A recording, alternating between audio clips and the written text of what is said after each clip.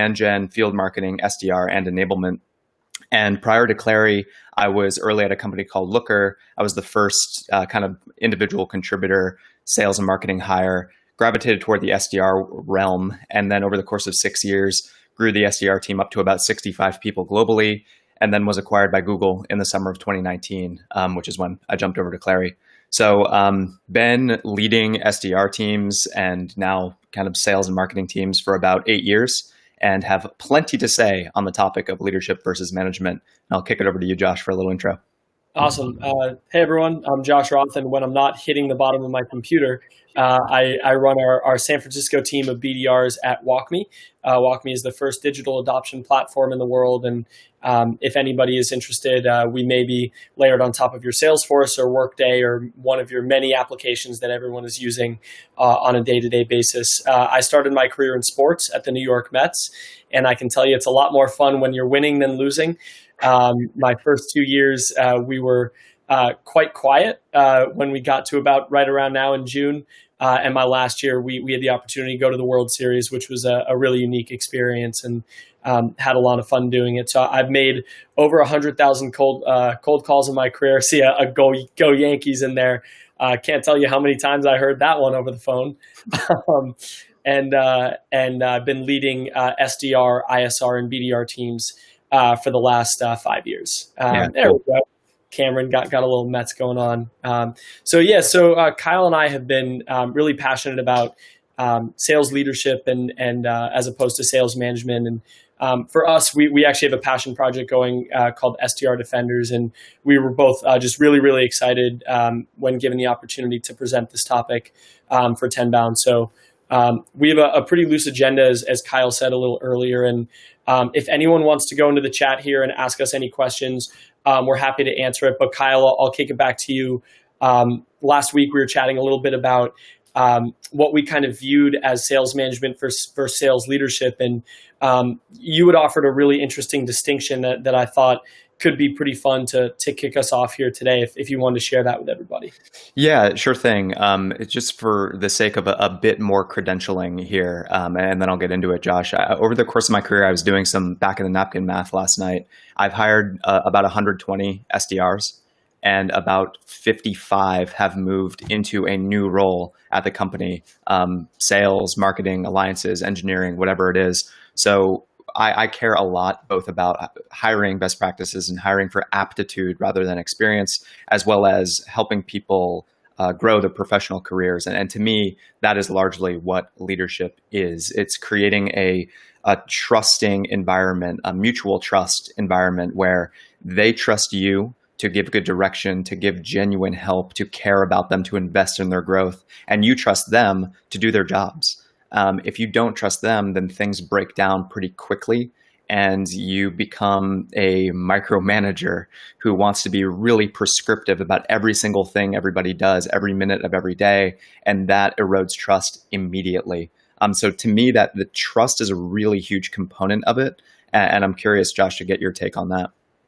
Yeah, I couldn't agree more. I think this is a really good jumping off point. I think that a lot of times managers as opposed to leaders will be more interested in the telling of what to do as opposed to the explaining and really helping the SDR or really anyone that they're working with understand the why behind it.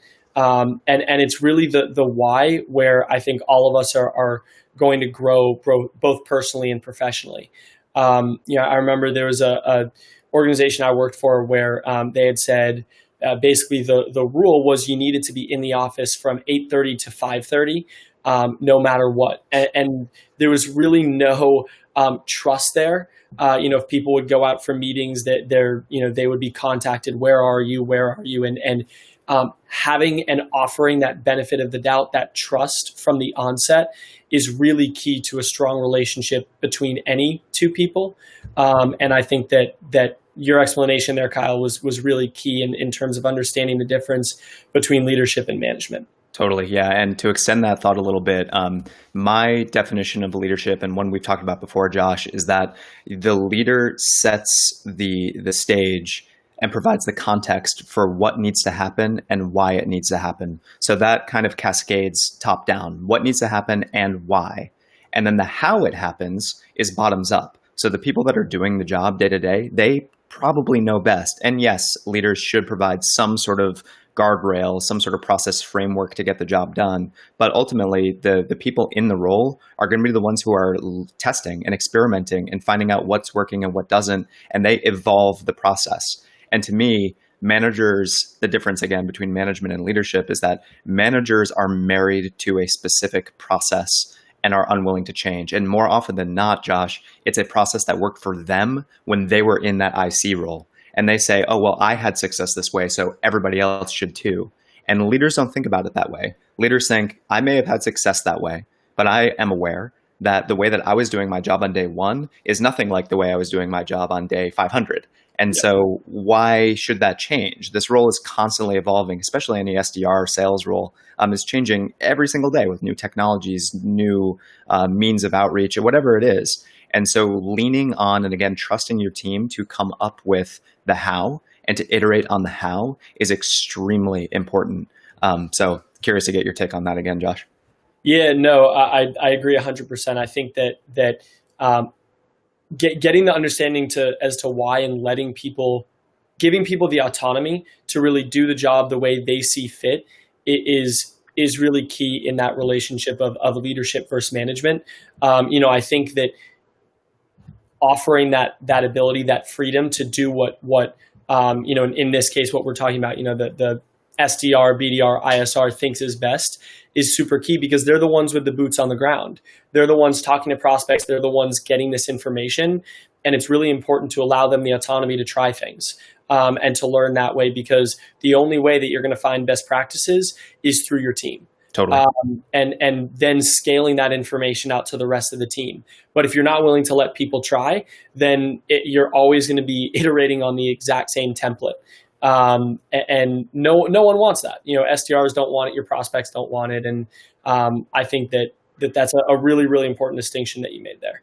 Yeah. And this question in the chat is a really important one. I think that Alfred asked, why is there such a lack of director or management or leadership type training versus SDR and individual contributor type training?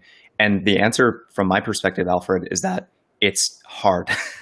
It's relatively easy, in my opinion, or I've seen it happen. It's easier, I should say, to move from an individual contributor role into a team leader, into a manager role, because you can be an effective manager by being an expert in the tactics and knowing and being able to be a really good coach around those tactics. And there's nothing wrong with being a really good manager. Like, that's totally fine. But making that jump into a kind of a director level or a senior manager role that's more strategically oriented is a completely different mode of thinking. The way you think about timeframes needs to change from being hyper-focused on the day or the week to being focused on the quarter or the year. The critical thinking skills that you develop need to change, because you're not just solving problems, you're identifying problems and creating recommendations for what to do out of whole cloth. And it's hard and it takes practice. And training is difficult because there's no one-size-fits-all solution. And so it's a lot of times incumbent on the manager or the person in that leadership role to just try it themselves, to seek mentorship, seek guidance from outside sources or from other leaders within the company, and try and learn themselves. And so my short answer is that there's just a major gap between being an effective tactical manager and being an effective strategic leader. And closing that gap takes a ton of effort and a lot of trial and error. Yeah, I think it's interesting, and this is a really, really good question. When you're an individual contributor, when you're selling, you have the control. One quote that I love to use is that it was actually told to me on my first day of selling that I've never met a salesperson that has worked hard and failed. And I think that's the challenge going from an IC into a sales leadership or a sales management role is you go from having control into having quasi control. Yeah. And that's the challenge is really like dealing with that and not only working and iterating on that with your team to help each individual person control that, but you're also now dealing with market forces. There's a lot of things that you're now working with and working on that you're not necessarily super focused on as an IC. And you go from just worrying about yourself and just worrying about that one number that you control into now you have a team quota. Now you have a revenue number. And I think that losing that full control is very hard for a lot of people going from an IC into a leadership role. And that can sometimes migrate someone's strategy from being very, very focused on one area into now you need to be focused on a number of different areas. And sometimes that can detract from their own growth and their own training. Yeah. And being sure that you're seeking that information and seeking out that training, A, is challenging, but B, there's not a whole lot of information out there. I think, I saw the Derek post had the conference, Kyle, that you were speaking at a couple of weeks back about this very topic. And that was really the first conference that I saw for entry-level sales managers, sales leaders. And I think as an industry, we need to do a better job of, when we are in sales leadership roles, sales management roles, helping others that are just joining get that training and get that understanding. That's really well said. And I want to go back to this point of control, because it's such a huge point, and you do lose it. And so what a lot of ineffective managers do is they try and tighten the reins on their team to get that control back via quantity-based metrics that show up on a dashboard. So this person, this manager, may know that when they were in seat, a solution to their slump was to get on the phone and make more dials. And so again, they expect everybody else to just do that. And A, not going to work for everybody else, as we've already talked about. But B, the role is different now, and you can't just rely on these quantity-based metrics in order to make it happen. And so to me, the difference, again, between a manager and a leader is that the manager is hyper-focused on quantity metrics that look good on a dashboard. And they drive for email sends and LinkedIn connections and dials and these things that are important, don't get me wrong, but are not the most important thing. Whereas a leader is focused on efficiency metrics. Of the calls you made, how many were conversations? And of those conversations, how many turned into meetings? Of the personalized emails you're sending, how many are getting replies? Of those replies, how many are turning into meetings? And those efficiency metrics and the conversions therein, that is how you effectively lead. That is how you effectively coach. And that's how you understand the individual nuance of everybody's individual process and help them improve individually. So any response to that, Josh? Are we in alignment there? Yeah, 100%. It's really the difference between calling and calling with intent. Prospecting and prospecting with intent. It's very different. You may be going through the motions of prospecting, but really prospecting with intent, looking for that right person, reading the tea leaves, reaching out with quality instead of quantity. It's all really mission critical. And couldn't agree more. And while dials are important and emails are important, and obviously we don't want anyone dying on a vine with a lack of those metrics, it's really important to have that intent when you are calling and when you are emailing and when you are using LinkedIn, because having that intent and really focusing in on the quality is, I think, more important now than it was, Kyle, when you and I were selling, when we started iCareer. I mean, for me, it was all about quantity. It was about casting a really wide net and focusing on the quality as I got better. It's changed. It's much more about the quality now, and social selling is, that really wasn't a thing when I started selling. Now I would argue that social selling is one of the most effective ways to go about connecting with prospects. Totally. Yeah. And I think we've only got a couple minutes left here. We could talk about this all day, but Tim, Preet asked an interesting question, which is, what are the most important values to you as a manager or leader? I'll let you kick it off, Josh. I've got thoughts of my own. Yeah, I actually wrote an article on this a couple weeks or a couple months ago, but for me, it's really empathy. That's my biggest value that I look at as a leader. And I think that having empathy to understand, especially right now with everything going on, how you can help in more than just at work, how you can drive change, how you can be a change agent. It's so important to try to put yourself in that person's shoes. I think, everyone uses the word like manage up. We need to manage up. We need to manage up. My whole thing is managing down. I need to change my style to each person on my team to bring out the best in them, as opposed to asking my team to change their style to work with me. And I think that's another big difference in being a leader versus a manager, is having that granular understanding as to how you can work with each person on your team to bring out the best in them, as opposed to asking them to be the ones that pivot to work with you.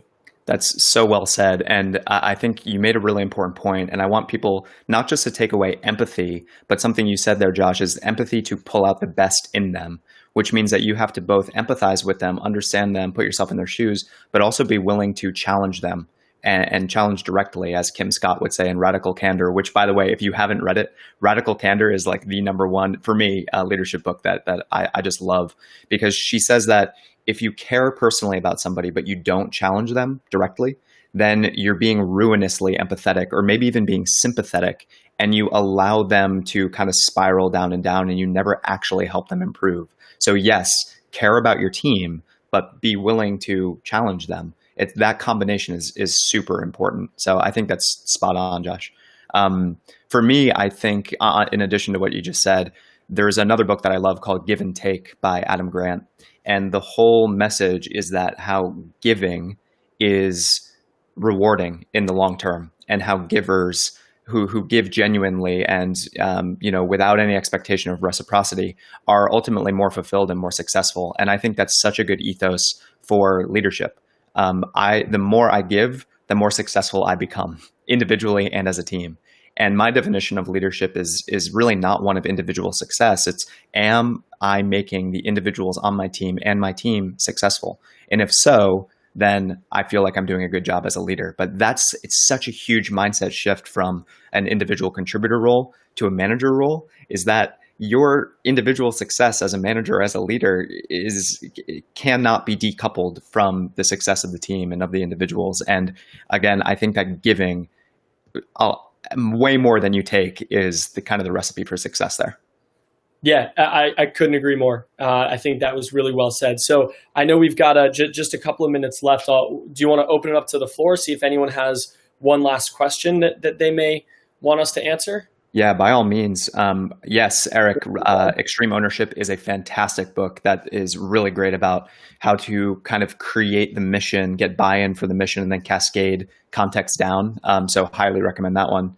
Any other questions coming in? We just had one come in. So when something fails with SDR reps, what do you think in regards of leadership to management? So this is an interesting question. I think if there are troubles and kind of consistent challenges that we're trying to solve,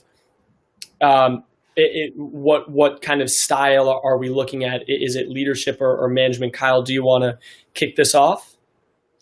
Yeah, we sort of alluded to it before, but when things start to kind of go south and spiral down for SDRs, a lot of managers, again, ineffective managers' instinct is to ask for more effort, more output, more numbers, to just pump the dashboard, make it look good.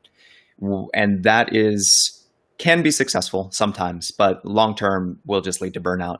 I think it's way more important to loosen the reins, talk to and work with the SDR to understand what their process is, the things that are working for them, the things that aren't, specifically through the lens of those efficiency metrics that I mentioned before. If they're making calls but aren't having conversations, asking them to make more calls is not the solution. We need them to, as you said, Josh, be more intentional about when they're making calls and to whom, at what time of day, what day of week, what personas, cell phones or work phones. Like all this sort of stuff matters. And if you can just help guide them in the right direction and ask questions so that they're thinking things through and you're teaching them how to think, then that is going to be a longer term solution. And that is a scalable solution. And to me, that's leadership.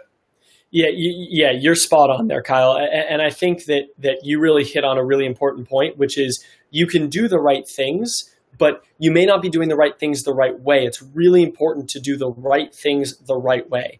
And if you can make 75 calls, but if you're calling people's work phones, especially right now, they may not be checking them. Like I've got a desk phone. I have not checked my desk voicemail in 3 months. I just go off of my cell phone. Yeah. So ensuring that you're hitting the right personas and really from a leadership perspective, digging in and getting that understanding. It's the sales leader that needs to seek to understand what process the SDR is going through and how you can help with that. If the SDR is making the amount of dials that they need to make, but they're not having conversations, something is not broken in the activity. Something is broken in the actual motion. and Right. digging in and understanding what is broken in the motion is the biggest key. And I think, Kyle, we're just about out of time, so I'll leave it there. Are there any last thoughts that you would like everyone in here to know? Yeah, just I mean, there are plenty of questions. As like we said, 20 minutes here for this topic is it's a crime. So this is something that's like we said at the jump, a true passion of mine and Josh's. So if you have more questions, you want to follow up, please feel free to reach out to us on LinkedIn. You can find all of our information on the speaker pages that 10 Bound sent out. So please connect with us, ask questions, and trust your team. If you take nothing else away from this, be empathetic, challenge your team, and trust them to do good work, and the results will follow. Absolutely. Well said, Kyle.